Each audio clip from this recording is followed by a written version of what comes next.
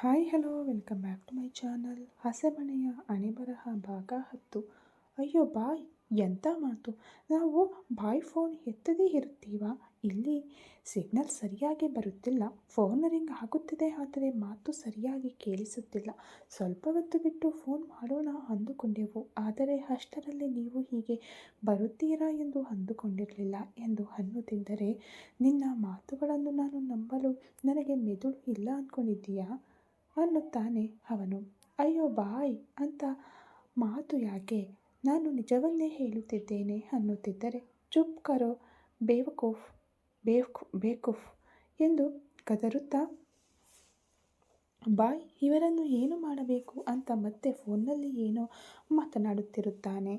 ಆ ಮಾತಿಗೆ ಅವರಿಬ್ಬರಿಗೂ ಆ ಶೇಖ್ ತಮ್ಮನ್ನು ಏನು ಮಾಡುತ್ತಾನೋ ಅಂತ ಎದೆಯಲ್ಲಿ ನಡುಕ ಹುಟ್ಟಿ ಮೈಯೆಲ್ಲ ಬೆವರು ಸುರಿಯುತ್ತಿರುತ್ತದೆ.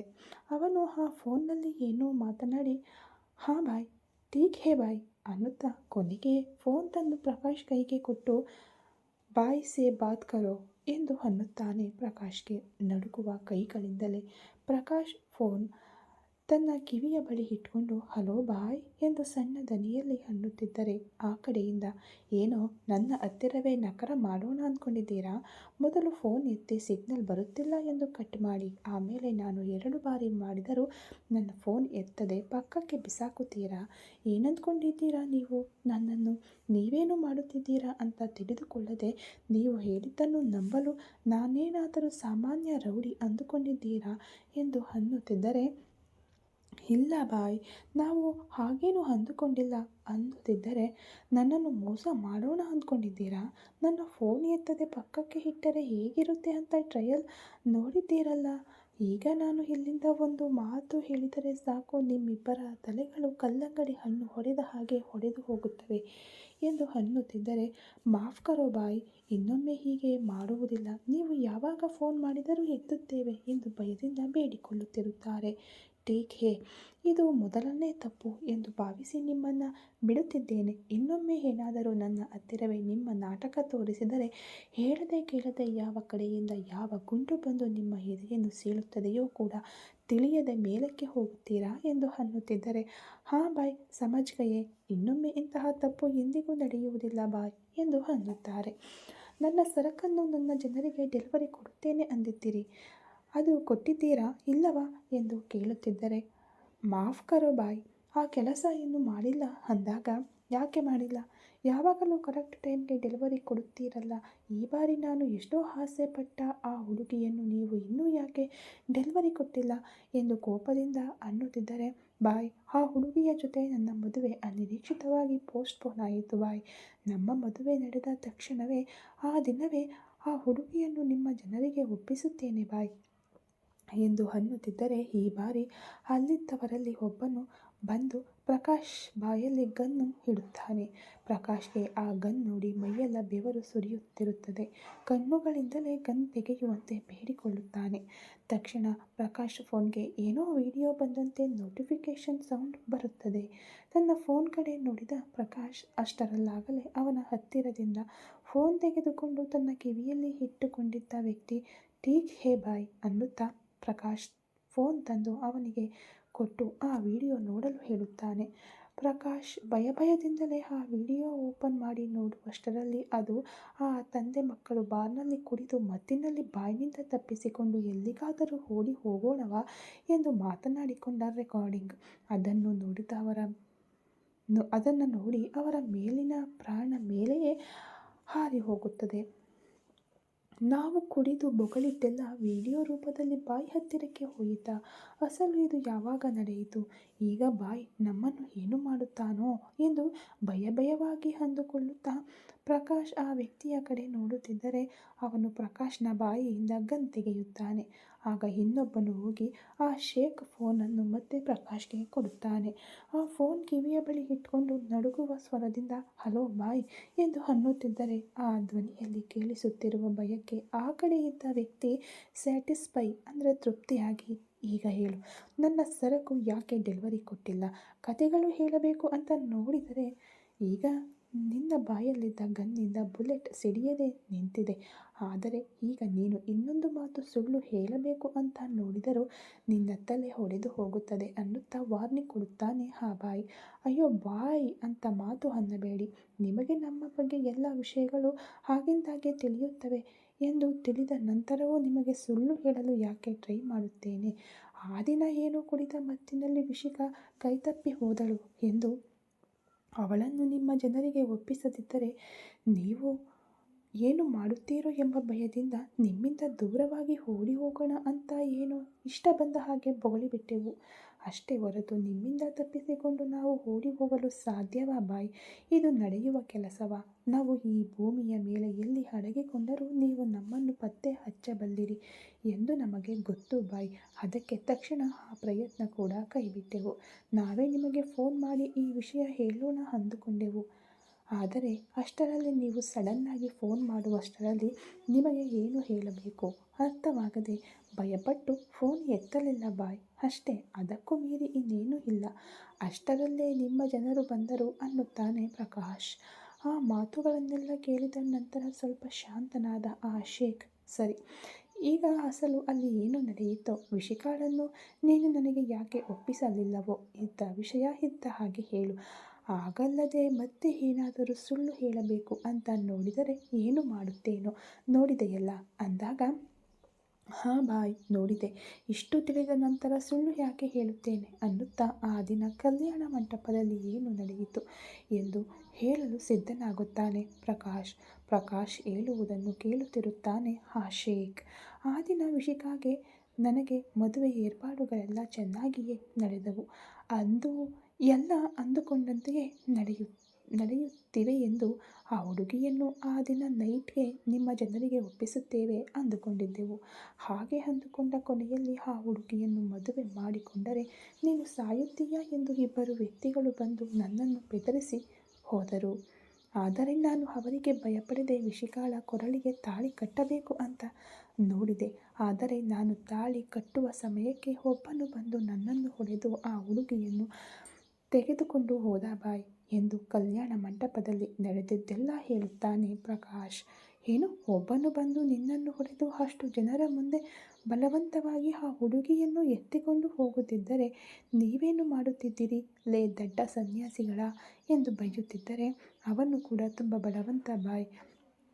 ಅವನನ್ನು ನೋಡಿದರೇನೆ ನಮ್ಮ ಮೈಯಲ್ಲಿ ನಡುಕ ಹುಟ್ಟಿತು. ಅವನಿಗೂ ಕೂಡ ಇಲ್ಲಿ ತುಂಬ ಬಳಗ ಹೆಸರು ಇದೆ ಬಾಯ್. ಈಗ ವಿಷಿಕಾ ಅವನ ಕೈಯಲ್ಲಿದ್ದಾಳೆ ಎಂದು ಅನ್ನುತ್ತಿದ್ದರೆ ಅವೆಲ್ಲ ನನಗೆ ಅನಾವಶ್ಯಕ. ವಿಷಿಕಾ ಎಲ್ಲಿದ್ದಾಳೋ, ಯಾರ ಕೈಯಲ್ಲಿದ್ದಾಳೋ ಅದನ್ನೆಲ್ಲ ನನಗೆ ಹೇಳಬೇಡ. ನಾನು ಅಂಥವುಗಳಿಗೆ ಭಯಪಡುವ ರೀತಿಯವನಲ್ಲ. ಇಷ್ಟಕ್ಕೂ ನೀವು ಹುಡುಗಿಯನ್ನು ತಂದು ನನಗೆ ಒಪ್ಪಿಸುತ್ತೀರಾ? ಇಲ್ಲವಾದರೆ ಈ ಕೆಲಸಕ್ಕೆ ನನ್ನನ್ನು ಇನ್ನೊಬ್ಬರನ್ನು ನೋಡಿಕೊಳ್ಳಲು ಹೇಳುತ್ತೀರಾ?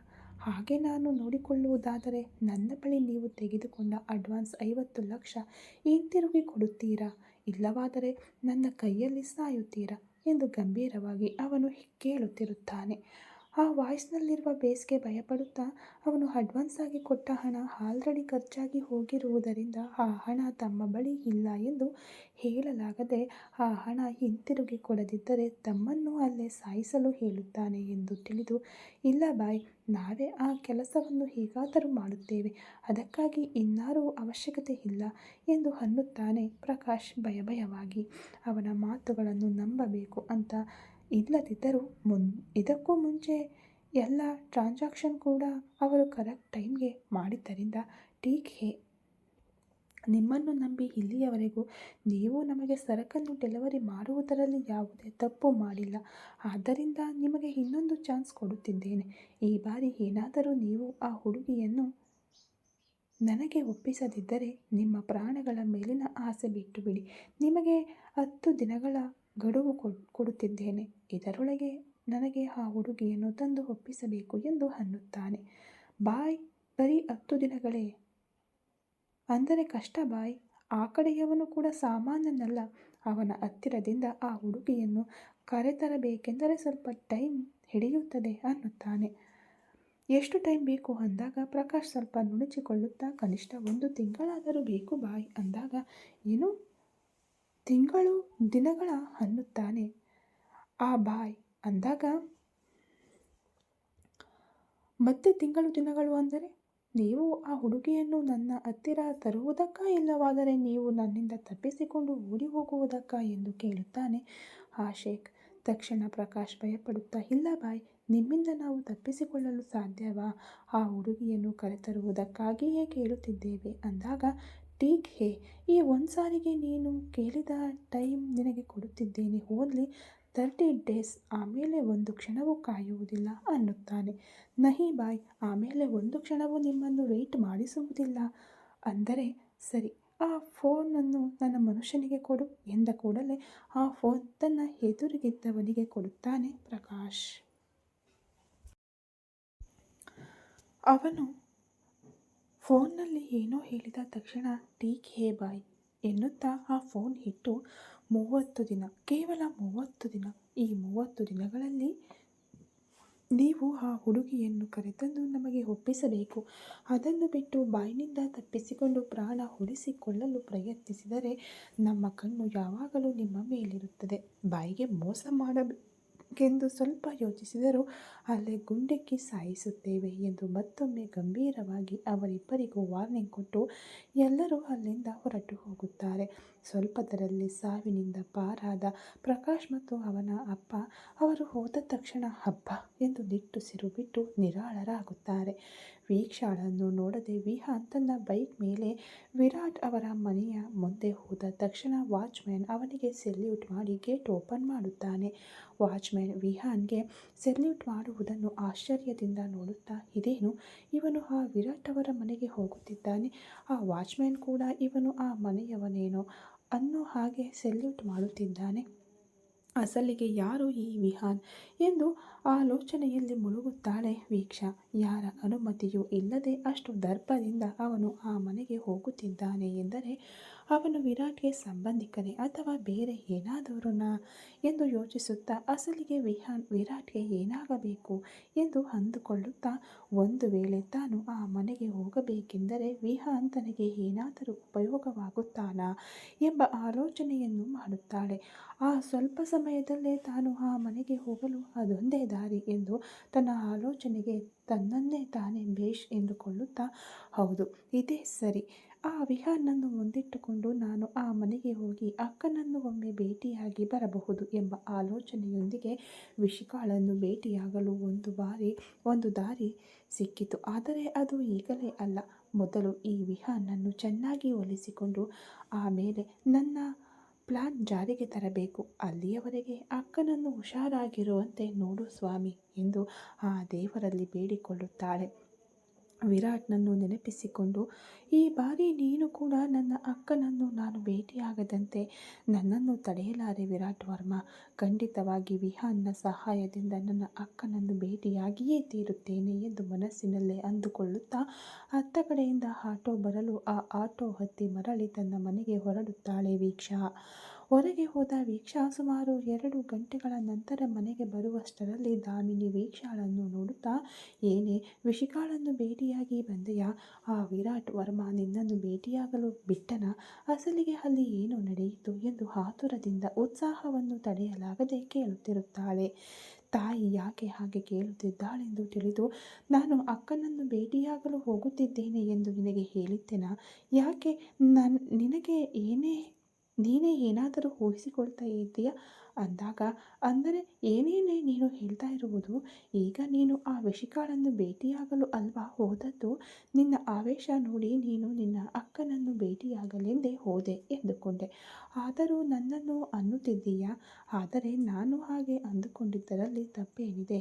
ನಿನಗೆ ವಿಶಿಕ ಅಂದರೆ ಪ್ರಾಣ ಅಲ್ವಾ? ಅದಕ್ಕೆ ಅವಳು ಅಲ್ಲಿ ಹೇಗಿದ್ದಾಳೋ ಎಂದು ನೋಡಲು ಹೋದೆ ಎಂದುಕೊಂಡೆ ಎಂದು ಹೇಳುತ್ತಿರುವಾಗ, ನಾನು ಅಕ್ಕನನ್ನು ಭೇಟಿಯಾಗಲು ಹೋಗಿಲ್ಲವೆಂದು ಹೇಳಿದ್ದೆನಲ್ಲಮ್ಮ, ಮತ್ತೆ ಅದೇ ವಿಷಯವನ್ನು ಯಾಕೆ ಎಳೆಯುತ್ತೀಯಾ ಅಂದಾಗ, ಹಾಗಾದರೆ ಅಷ್ಟು ತರಾತುರಿಯಲ್ಲಿ ಎಲ್ಲಿಗೆ ಹೋದೆ ಅಂದಳು. ಕಾಲೇಜು ಕೆಲಸದ ಮೇಲೆ ಹೋಗಿದ್ದೆ ಅಂದಾಗ ವೀಕ್ಷಾ ಹೇಳುವ ಮಾತುಗಳು ದಾಮಿನಿಗೆ ನಂಬಲ ಸಾಧ್ಯವಾಗಿದ್ದರೂ ಈಗ ಅವಳಿಗೆ ಎದುರು ಮಾತನಾಡಲಿಲ್ಲ ದಾಮಿನಿ. ಏಕೆಂದರೆ ವಿಶಿಕಾ ಬರುವವರೆಗೆ ಈಗ ಅವಳೇ ಈ ಮನೆಯನ್ನು ಪೋಷಿಸಬೇಕು. ಅದಕ್ಕೆ ಈಗ ವೀಕ್ಷಾಳೊಂದಿಗೆ ಜಗಳವಾಡುವುದು ಅಷ್ಟು ಒಳ್ಳೆಯದಲ್ಲವೆಂದು ಸುಮ್ಮನಾಗುತ್ತಾಳೆ ದಾಮಿನಿ. ಒಳಗೆ ಹೋಗದೆ ಇನ್ನೂ ಅಲ್ಲೇ ಕಂಬದಂತೆ ನಿಂತು ಅನುಮಾನದಿಂದ ವೀಕ್ಷಾಳ ಕಡೆಗೆ ನೋಡುತ್ತಿರುವ ದಾಮಿನಿಯನ್ನು ನೋಡುತ್ತಾ, ಏನು ಇನ್ನೂ ಇಲ್ಲೇ ನಿಂತಿದ್ದೀಯಾ? ಮನೆಗೆ ಬೇಕಾದ ಎಲ್ಲ ಸಾಮಾನುಗಳನ್ನು ತಂದುಕೊಟ್ಟು ಹೋದೆನಲ್ಲ, ಕನಿಷ್ಠ ಅಡುಗೆಯಾದರೂ ಮಾಡಿದ್ದೀಯಾ? ಅಥವಾ ನಾನು ಹೋದಾಗಿನಿಂದ ಇಲ್ಲೇ ಕುಳಿತಿದ್ದೀಯಾ ಎಂದು ಕೇಳುತ್ತಾಳೆ ವೀಕ್ಷಾ. ಆ ಅಡುಗೆನಾ ಎಂದು ದೀರ್ಘವಾಗಿ ಎಳೆಯುತ್ತಾ, ನಾನು ಅಡುಗೆ ಮಾಡುವುದನ್ನು ಬಿಟ್ಟು ಬಹಳ ಕಾಲವಾಯಿತು. ಈಗ ವಿಷಿಕ ಇಲ್ಲದಿರುವುದರಿಂದ ಮತ್ತೆ ಆ ಕೆಲಸ ನನಗೆ ಬಿತ್ತು ಅಂದುಕೊಳ್ಳುತ್ತಾ, ಈಗ ಅಡುಗೆ ಮಾಡಿಲ್ಲವೆಂದರೆ ಇವಳು ಏನನ್ನುತ್ತಾಳೋ ಅಂದುಕೊಳ್ಳುತ್ತಾ ಸ್ವಲ್ಪ ಭಯದಿಂದಲೇ ಏನೂ ಮಾಡಿಲ್ಲ ಎಂದು ಮಗಳನ್ನು ನೋಡುತ್ತಾ ಹೇಳುತ್ತಾಳೆ. ಮತ್ತೆ ಇಷ್ಟರವರೆಗೆ ಏನು ಮಾಡುತ್ತಿದ್ದೆ ನೀನು? ಅಪ್ಪನಿಗೆ ಸಮಯಕ್ಕೆ ಸರಿಯಾಗಿ ಮಾತ್ರೆಗಳನ್ನು ಕೊಡಬೇಕು ತಾನೆ. ಆ ಮಾತ್ರೆಗಳನ್ನು ಹಾಕಿಕೊಳ್ಳಬೇಕೆಂದರೆ ಮೊದಲು ಅವರು ಊಟ ಮಾಡಬೇಕು. ಅಷ್ಟು ತಿಳುವಳಿಕೆ ಇಲ್ವಾ ನಿನಗೆ ಎನ್ನುತ್ತಾ, ಇಲ್ಲಿಯವರೆಗೆ ಇಲ್ಲಿ ನಿಂತಿದ್ದು ಸಾಕು, ಹೋಗಿ ಅಡುಗೆ ಮಾಡು ಇನ್ನಾದರೂ ಎಂದು ಹೇಳುತ್ತಿರುವಾಗ, ಹಬ್ಬಾ ಹೋಗ್ತಾ ಇದ್ದೀನಿ ಕಣೆ, ಒಂದು ನಿಮಿಷ ಕೂಡ ನನ್ನನ್ನು ಹಾಗೆ ಕೂರಲು ಬಿಡಲ್ವಲ್ಲ ನೀನು ಎನ್ನುತ್ತಾಳೆ ದಾಮಿನಿ. ಇಲ್ಲಿಯವರೆಗೆ ಕೂತೇ ಇದ್ದೆಯಲ್ಲ, ಇನ್ನೂ ಕೂತರೆ ತಡ್ಕೊಳ್ಳೋಕ್ಕಾಗಲ್ಲ, ಹೋಗಿ ಅಡುಗೆ ಮಾಡು ಅಂದಾಗ ಇವಳ ವರಸೆ ನೋಡುತ್ತಿದ್ದರೆ ಒಂದೊಮ್ಮೆ ಇವಳು ನಿಜಕ್ಕೂ ನನ್ನ ಹೆತ್ತ ಮಗಳೇನಾ ಅನ್ನೋ ಅನುಮಾನ ಬರುತ್ತೆ ನನಗೆ. ಇವಳನ್ನು ಹೀಗೆ ತಯಾರು ಮಾಡಿದ್ದು ಆ ವಿಷಿಕ. ನನ್ನ ಸ್ವಂತ ಮಗಳೇ ಆಗಿದ್ದರೂ ತಾಯಿಯನ್ನು ಹಿಡಿದುಕೊಂಡು ಎಷ್ಟೆಲ್ಲ ಮಾತುಗಳನ್ನು ಆಡುತ್ತಾಳೆ ನೋಡು. ಇದೆಲ್ಲವೂ ಆ ವಿಷಿಕಾಳ ಮಾಯೆ. ನನ್ನ ಮಗಳನ್ನು ನನಗೆ ದಕ್ಕದಂತೆ ಮಾಡಿಬಿಟ್ಟಿದ್ದಾಳೆ ಎಂದು ಬಾಯಿ ಬಡಿದುಕೊಳ್ಳುತ್ತಾ, ವಿಷಿಕಾಳನ್ನು ಬೈದುಕೊಳ್ಳುತ್ತಾ ಅಡುಗೆ ಮನೆಗೆ ಹೊರಟು ಹೋಗುತ್ತಾಳೆ ದಾಮಿನಿ. ಅಡುಗೆ ಮನೆಗೇನೋ ಹೋದಳು, ಆದರೆ ಅವಳ ಆಲೋಚನೆಗಳೆಲ್ಲವೂ ವೀಕ್ಷಾಳ ಮೇಲೆಯೇ ಇವೆ. ನಿಜವಾಗಿಯೂ ವೀಕ್ಷಾ ಅಲ್ಲಿಗೆ ಹೋಗಲಿಲ್ವಾ? ಹಾಗೆ ಆಗುವ ಸಾಧ್ಯತೆಯೇ ಇಲ್ಲವೇ? ಅವಳ ಅಕ್ಕನೆಂದರೆ ಅವಳಿಗೆ ಪಂಚಪ್ರಾಣ. ಅಂಥದ್ರಲ್ಲಿ ಅವಳನ್ನು ಒಬ್ಬನು ಬಲವಂತವಾಗಿ ಕರೆದುಕೊಂಡು ಹೋಗಿದ್ದಾನೆಂದರೆ ಅವಳನ್ನು ಭೇಟಿಯಾಗಲು ಹೋಗಲಿಲ್ವಾ? ಇಲ್ಲದಿದ್ದರೆ ವೀಕ್ಷಾ ನನ್ನ ಬಳಿ ಬೇಕಂತಲೇ ಸುಳ್ಳು ಹೇಳುತ್ತಿದ್ದಾಳಾ ಎಂದು ಅಡುಗೆ ಮನೆಯಲ್ಲಿ ತರಕಾರಿ ಹೆಚ್ಚುತ್ತಲೇ ಒಂದು ಕಿವಿಯನ್ನು ಹಾಲಿನಲ್ಲಿ ವೀಕ್ಷಾ ತನ್ನ ತಂದೆಗೆ ಏನು ಹೇಳುತ್ತಾಳೋ ಎಂದು ಅತ್ತ ಕಡೆ ಇಟ್ಟಿರುತ್ತಾಳೆ ದಾಮಿನಿ. ತಾಯಿ ಹೋದ ತಕ್ಷಣ ತಂದೆಯ ಬಳಿ ಹೋಗಿ ಅವರ ಮಂಚದ ಪಕ್ಕದಲ್ಲೇ ಇದ್ದ ಸ್ಟೂಲ್ ಮೇಲೆ ಕುಳಿತು ತಂದೆಯ ಕಡೆ ನೋಡುತ್ತಿದ್ದರೆ ಅವರ ಕಣ್ಣುಗಳಲ್ಲೂ ಎಲ್ಲಿಗೆ ಹೋಗಿದ್ದೆ ಅನ್ನೋ ಪ್ರಶ್ನೆ ಕಾಣಿಸುತ್ತಿದ್ದರೆ, ಏನು ಅಪ್ಪ, ನೀನು ಕೂಡ ನಾನು ಎಲ್ಲಿಗೆ ಹೋಗಿದ್ದೆ ಎಂದು ಯೋಚಿಸ್ತಾ ಇದೆಯಾ ಎಂದು ಹೇಳುತ್ತಿದ್ದಾಗ, ಹೌದು ಎನ್ನುವಂತೆ ಅವರು ಕಣ್ಣು ಮಿಟುಕಿಸುತ್ತಾರೆ. ನಾನು ಅಕ್ಕನನ್ನು ನೋಡೋಣವೆಂದು ಆ ವಿರಾಟ್ ವರ್ಮಾ ಅವರ ಮನೆಗೆ ಹೋಗಿದ್ದೆ ಅಪ್ಪ ಎನ್ನುತ್ತಿದ್ದಂತೆಯೇ ಅವರು ಆಶ್ಚರ್ಯದಿಂದ ಕಣ್ಣುಗಳನ್ನು ದೊಡ್ಡದು ಮಾಡಿ ನೋಡುತ್ತಿದ್ದರೆ, ಹೌದು ಅಪ್ಪ ಅಲ್ಲಿಗೆ ಹೋಗಿದ್ದೆ, ಆದರೆ ಅವನು ನನ್ನನ್ನು ಅಕ್ಕನನ್ನು ಭೇಟಿಯಾಗಲು ಬಿಡಲಿಲ್ಲ ಎನ್ನುತ್ತಾ ಅಲ್ಲಿ ಏನಾಯಿತೋ ಎಲ್ಲವನ್ನು ಎಳೆಯಾಗಿ ಹೇಳುತ್ತಾಳೆ ವೀಕ್ಷಾ. ಎಲ್ಲವನ್ನು ಹೇಳಿ, ಆ ವಿರಾಟ್ ವರ್ಮಾ ನನ್ನನ್ನು ಸೆಕ್ಯೂರಿಟಿ ಮೂಲಕ ಹೊರಗೆ ದಬ್ಬಿಸಿದ್ದ ಅಪ್ಪ, ಆದರೆ ನಾನು ಯಾವುದೇ ಪರಿಸ್ಥಿತಿಯಲ್ಲೂ ಅಕ್ಕನನ್ನು ಭೇಟಿಯಾಗದೆ ಬಿಡುವುದಿಲ್ಲ. ನೀವು ಅಕ್ಕನ ಬಗ್ಗೆ ಚಿಂತೆ ಮಾಡಬೇಡಿ. ಅವನ ಮನೆಗೆ ಹೋದ ಆ ವಿಹಾನ್ ನಾನು ಓದುತ್ತಿರುವ ಕಾಲೇಜಿನಲ್ಲೇ ಓದುತ್ತಿದ್ದಾನೆ. ಹೇಗಾದರೂ ಮಾಡಿ ಅವನೊಂದಿಗೆ ಮಾತನಾಡಿ ಅವನನ್ನು ಒಪ್ಪಿಸಿ ನಾನು ಆ ಮನೆಗೆ ಹೋಗಿ ಅಕ್ಕನನ್ನು ಹೇಗಾದರೂ ಮಾಡಿ ಒಮ್ಮೆ ನೋಡಿ ಬರುತ್ತೇನೆ ಎನ್ನುತ್ತಿರುವಾಗ, ನೀನು ಈಗ ಅಷ್ಟು ರಿಸ್ಕ್ ಮಾಡುವುದು ಅವಶ್ಯಕವಾ ಅನ್ನುವಂತಿರುತ್ತದೆ ಅವರ ನೋಟ. ನಿನಗೆ ಏನಾದರೂ ಆದರೆ ಮತ್ತೆ ನಿಮ್ಮ ಅಮ್ಮ ಬೈಯುತ್ತಾಳೆ ಅನ್ನುವ ಹಾಗೆ ಅವರು ನೋಡುತ್ತಿದ್ದರೆ, ನನಗೇನೂ ಭಯವಿಲ್ಲ ಅಪ್ಪ, ನನಗೆ ಏನೂ ಆಗುವುದಿಲ್ಲ. ನೀವು ನನಗೆ ಏನೋ ಆಗುತ್ತೆ ಅನ್ನೋ ಭಯವನ್ನು ಬಿಟ್ಟು ಬಿಡಿ. ಈ ಬಾರಿ ಅಕ್ಕನನ್ನು ಭೇಟಿಯಾದ ಮೇಲೆಯೇ ಮನೆಗೆ ಬರುತ್ತೇನೆ. ಈ ಮಧ್ಯೆ ಏನಾದರೂ ಅವಶ್ಯಕತೆ ಇದ್ದರೆ ಅಮ್ಮನಿಂದ ಫೋನ್ ಮಾಡಿಸಿ ಎಂದು ಹೇಳುತ್ತಾಳೆ ವೀಕ್ಷಾ. ಅಲ್ಲಿಯವರೆಗೆ ಗೋಡೆಯ ಮರೆಯಲ್ಲಿ ನಿಂತು ಇವರ ಮಾತುಗಳನ್ನೆಲ್ಲ ಕೇಳಿಸಿಕೊಂಡ ದಾಮಿನಿ, ಅಮ್ಮೋ, ಹಾಗಾದರೆ ನೀನು ಕೂಡ ಆ ಮನೆಗೆ ಹೋಗಿದ್ದೆ ಅನ್ನು. ಆದರೆ ನಿನ್ನನ್ನು ಆ ವಿರಾಟ್ ವಿಷಿಕಾಳನ್ನು ಭೇಟಿಯಾಗಲು ಬಿಡದೆ ಹೊರದಬ್ಬಿದ್ದಾನೆ, ಅದಕ್ಕೆ ನೀನು ನನಗೆ ಆ ವಿಷಯವನ್ನು ಹೇಳಲಿಲ್ಲ ಎಂದುಕೊಳ್ಳುತ್ತಾ, ನನಗೆ ಮಾತ್ರ ಒಂದೇ ಒಂದು ವಿಷಯವನ್ನು ಹೇಳುವುದಿಲ್ಲ, ಆದರೆ ಅವರ ಅಪ್ಪನಿಗೆ ಮಾತ್ರ ಎಲ್ಲ ವಿಷಯಗಳನ್ನು ಎಳೆಯಾಗಿ ಹೇಗೆ ಹೇಳುತ್ತಿದ್ದಾಳೆ ನೋಡು ಅಂದುಕೊಳ್ಳುತ್ತಾ ಅಡುಗೆ ಪೂರ್ಣಗೊಳಿಸುತ್ತಾಳೆ ದಾಮಿನಿ. ಅಷ್ಟರಲ್ಲಿ ಸುಮಾರು ಅರ್ಧ ಗಂಟೆ ಸಮಯವಾಗಿದ್ದರಿಂದ ವೀಕ್ಷಾ ಹೊರಗಿನಿಂದ ಕೂಗುತ್ತಾಳೆ, ಅಡುಗೆ ಪೂರ್ಣವಾಯಿತಾ? ಇನ್ನೂ ಎಷ್ಟು ಹೊತ್ತು ಮಾಡ್ತೀಯಾ ಎಂದು. ಹಾಂ, ನನ್ನ ಅಡುಗೆ ಪೂರ್ಣವಾಯಿತು. ಇನ್ನು ಅಲ್ಲಿಗೆ ತಂದು ಇಡುವುದಷ್ಟೇ ತಡ ಎನ್ನುತ್ತಾ ವೀಕ್ಷಾಳ ಮಾತಿಗೆ ತಾನು ಮಾಡಿದ ಅಡುಗೆಯನ್ನೆಲ್ಲ ಹೊರಗೆ ತಂದು ಡೈನಿಂಗ್ ಟೇಬಲ್ ಮೇಲೆ ಇಡುತ್ತಾಳೆ ದಾಮಿನಿ.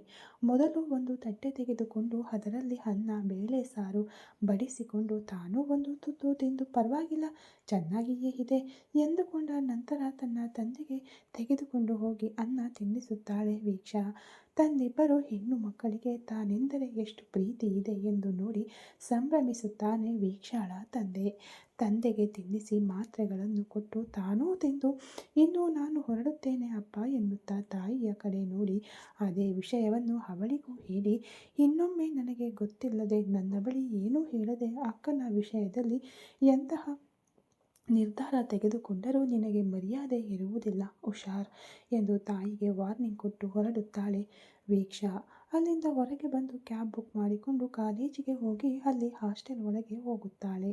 ವೀಕ್ಷಾ ತನ್ನ ರೂಮ್ಗೆ ಹೋಗುವಷ್ಟರಲ್ಲಿ ಅವಳ ರೂಮ್ಮೇಟ್ ಕಮ್ ಕ್ಲಾಸ್ಮೇಟ್ ಆದ ಸಿರಿ, ಏನು ವೀಕ್ಷಾ ಬೆಳಿಗ್ಗೆ ಬೆಳಿಗ್ಗೆ ಯಾರಿಗೂ ಹೇಳದೆ ಎಲ್ಲಿಗೆ ಹೊರಟು ಹೋಗಿದ್ದೆ ಎಂದು ಕೇಳುತ್ತಾಳೆ. ಒಂದು ಬಾರಿ ಮನೆಗೆ ಹೋಗಬೇಕೆನಿಸಿತು, ಅದಕ್ಕೆ ಮನೆಗೆ ಹೋಗಿ ಬಂದೆ ಎನ್ನುತ್ತಾಳೆ ವೀಕ್ಷಾ. ತಕ್ಷಣ ಇಂಪಾರ್ಟೆಂಟ್ ಕ್ಲಾಸಸ್ ನಡೆದವ ಎಂದಾಗ, ಅಷ್ಟೊಂದು ಇಂಪಾರ್ಟೆಂಟ್ ಕ್ಲಾಸಸ್ ಏನೂ ನಡೆಯಲಿಲ್ಲ, ಆದರೆ ಆ ವಿಹಾನ್ ಮಾತ್ರ ನಿನಗಾಗಿ ಕ್ಲಾಸ್ನಲ್ಲಿ ತುಂಬ ಹುಡುಕಾಡಿದ, ನೀನು ಬರಲಿಲ್ಲವೆಂದು ತುಂಬ ಅಪ್ಸೆಟ್ ಆಗಿದ್ದ ಅನ್ನುತ್ತಾಳೆ. ಈ ಕತೆ ಇನ್ನು ಮುಂದುವರೆಯುವುದು. Thank you so much.